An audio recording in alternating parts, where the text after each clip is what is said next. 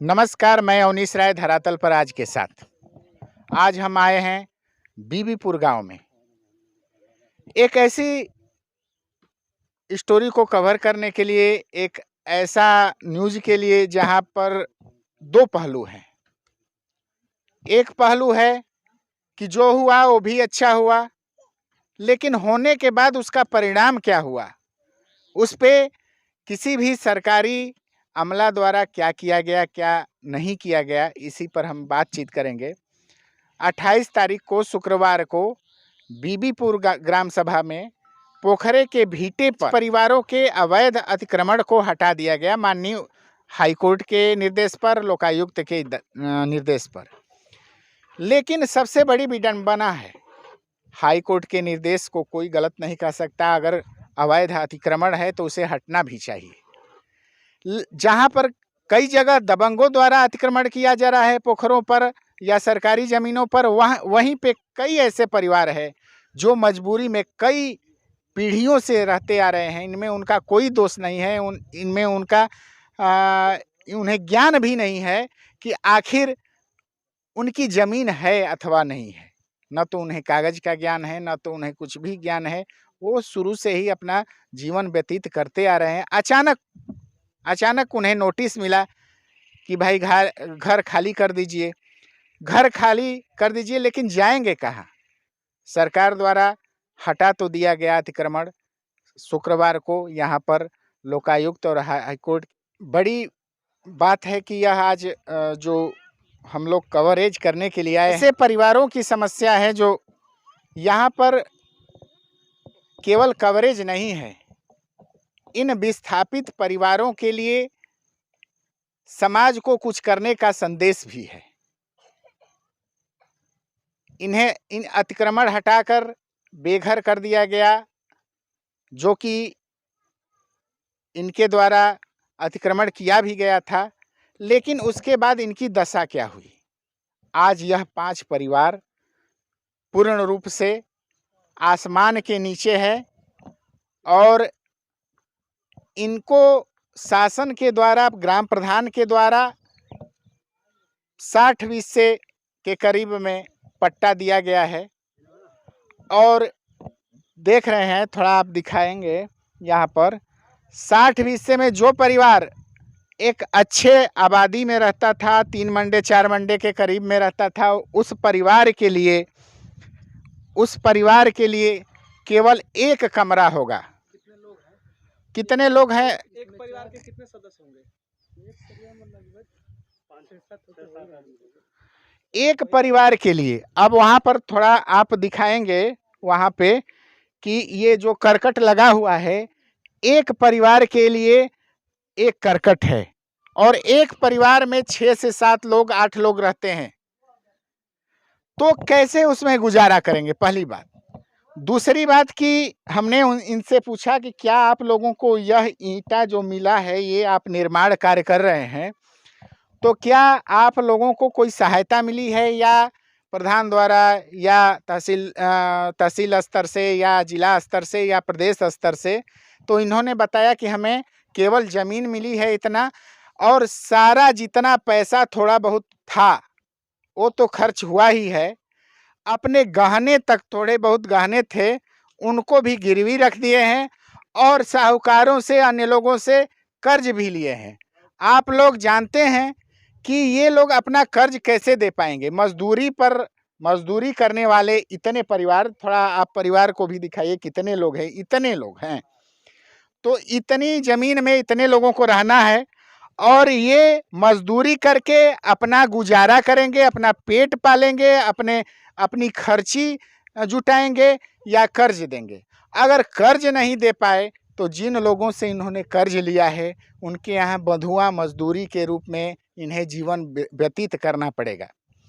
ऐसे में जो हम लोग अपना बहुत पैसा बर्बाद कर देते हैं, या यूँ कहें तो कई जगह अपने ऐश्वर्य में खर्चा कर देते हैं।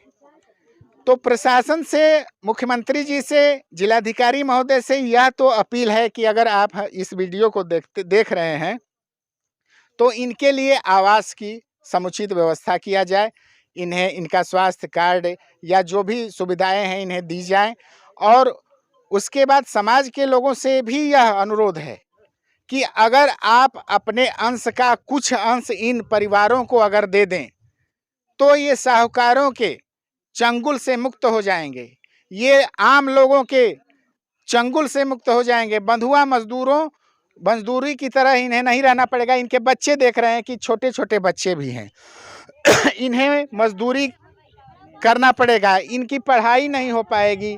बच्चियां हैं, इनके हाथ बच्चियों की अरे मछली मत में चलो। बच्चियों के हाथ पीले कैसे होंगे, इनके सामने सबसे बड़ी समस्या है कि इस समय ये बच्चे हैं, ये अपने घर को बनाने में अपना लगे हुए हैं। इनके पास कपड़ा भी नहीं है, वस्त्र भी नहीं है, और आज के समय में इनका भविष्य कैसा है। आज हम लोग कहाँ से कहाँ पहुँच गए हैं, आज हम लोग चांद पे पहुँच गए हैं, लेकिन हम लोग धरातल पर कितना है। क्या ये बच्चे पढ़ पाएंगे? क्या बच्चे स्कूल जा पाएंगे? इनकी रोजी रोटी कैसे चलेगी, सबसे बड़ी समस्या है। तो समाज के लोगों से भी मेरी गुजारिश है कि कुछ अपना योगदान इनको दीजिए ताकि ये अपना घर गृहस्थी बसा सकें। और तहसील स्तर के अधिकारी जितने भी हैं, वो चाहे प्रशासनिक अधिकारी हैं, यहाँ पर गिरा कर चले गए हैं, लेकिन यह परिवार किस परिस्थिति में रह रहा है इसकी सुध लेने वाला कोई नहीं है। सबसे बड़ी समस्या है कि इनको ये पता नहीं था कि हम अवैध जमीन पे हैं, क्योंकि पता करने पर पता चला कि इन लोगों की 3 पीढ़ियां उसी जगह पर रहती थी।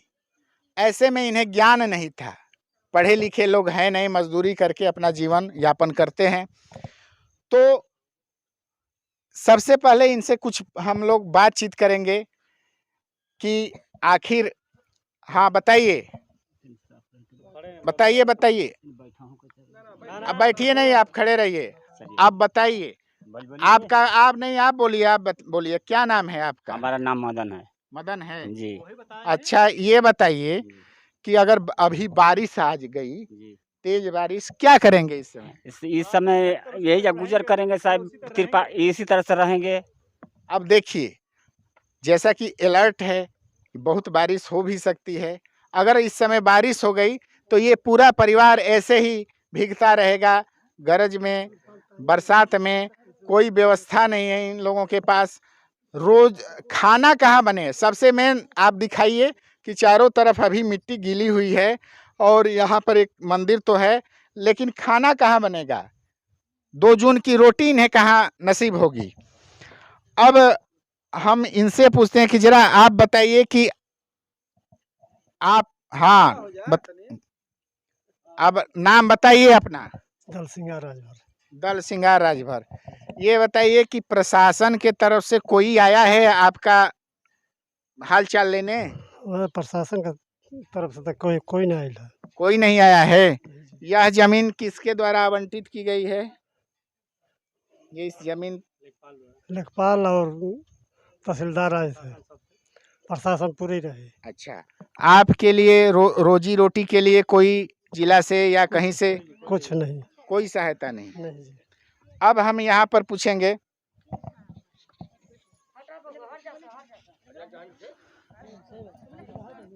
आप अपना नाम बताइए। जीरा। हाँ, जीरा।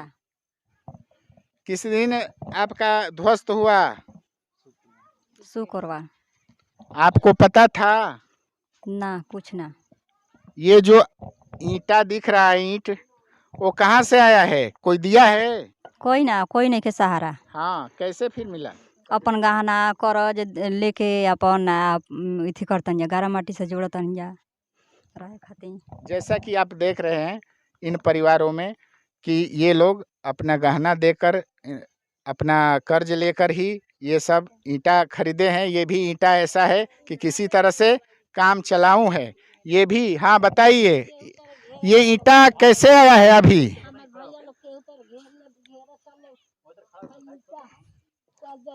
अपना नाम बताइए। हमर लीलावत ना हो बाबू। हाँ तो ईटा कहाँ से आइल है? ईटा आयल कुल के एगोरा दुकान करेला ओकरे के से उधार आयल हवे। उधार आइल हाँ, है? उधार आयल हवे। ई ओथु में कर्जा में आयल हवे ईटावा। तब कर्जा लेके को भरी द तबे ना कर्जा भराई। ये ईंटा भी कर्ज देकर आया है और सबसे बड़ी समस्या है कि इनका कर्ज कैसे वो ईंटा का ये दे भर पाएंगे, सबसे बड़ी समस्या है। ईंटा भी देख रहे हैं कि बहुत ही निम्न क्वालिटी का है, किसी तरह से काम चलाऊं ये है। तो मेरी यह अपील है इस वीडियो के माध्यम से हमारे समाज के लोगों से कि जितना भी हो सके इस सहायता के लिए हमें आगे आना चाहिए। और इसी परिवार में एक परिवार ऐसा है जो कि विधवा है और इनके सामने समस्या है, खुद पूछेंगे। अपना नाम बताइए। ममिता नाम है। हाँ, ममिता नाम है, बताइए।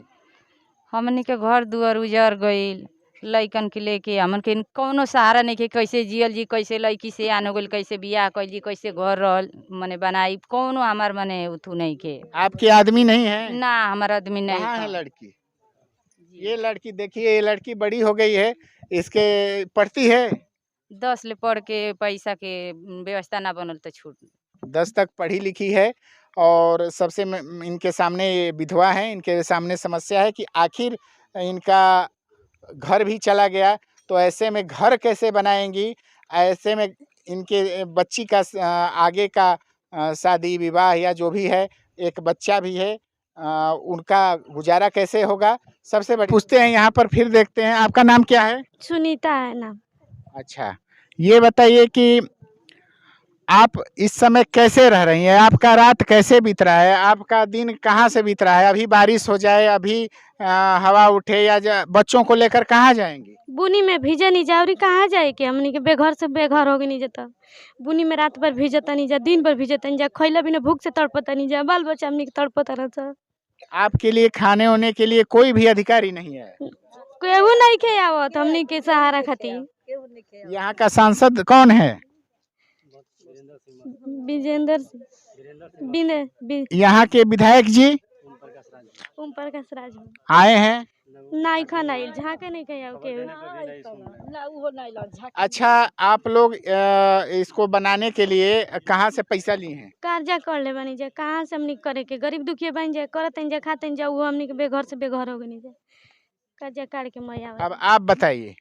का बताइए, हम तो इहे देखत हनी हम लोग के कि कहवा रही लोग, का खाई लोग, का पी लोग, कर्जा काट के करता लो तो कहिए ले जगह कर्जा वो मगबे न करी भैया लो से, ई कहवा से का करी लो, बुनी पड़ जाता है। आज जैसा कि आप लोग ये भी देख रहे हैं कि लोग रो रहे हैं इस समय। हम लोग एक दो दिन पहले वीडियो भी दिखाए थे जिसमें जैसे ऐसे लग रहा था कि जैसे मरने के बाद कोई विलाप कर रहा है। उस वीडियो में विलाप लोग कर रहे हैं क्योंकि दवाई भइल त ये केहू ना सोचने देले रहे हमनी के, सबकर सुई दवाई भइले, सब पटका गेले, सब गिर गेल, सबका दांत लागे, हमनी के दांते पर दांत लागे, पूरा तबियत एकदम हमनी के खराब हो गेले। दूसर के कुल सामान कुल हटावा ला के टोला महल हमनी के हटाब, हमनी के शक्ति ना, हमनी के तो खुद पटका गेल नीचे धरती पर। जैसा कि उस वीडियो में हम लोगों ने दिखाया है कि पूरा विलाप कर रही महिलाएं और रोते रोते बीमार भी पड़ गई थी। इनसे पूछते हैं कि बताइए, क्या सांसद और विधायक जी आपके यहाँ आए हैं? कोई नहीं आया, सुनकर भी नहीं आ रहे हैं। जो हमारे क्षेत्र के विधायक हैं ओम प्रकाश राजभर जी, वो भी नहीं सुन रहे हैं। हम लोग कितने बार खबर दिए हैं, वो भी नहीं सुन रहे हैं। रुकवाने के लिए भी कोई कॉल ना, कोई बात नहीं। ओम प्रकाश जी, अगर आप इस वीडियो को देख रहे हैं तो ज़रूर यहाँ पे आइए। और माननीय सांसद जी महोदय से भी निवेदन है कि आप सहायता के रूप में इनके लिए कुछ ज़रूर करें। मैं अवनीश राय, धरातल पर आज।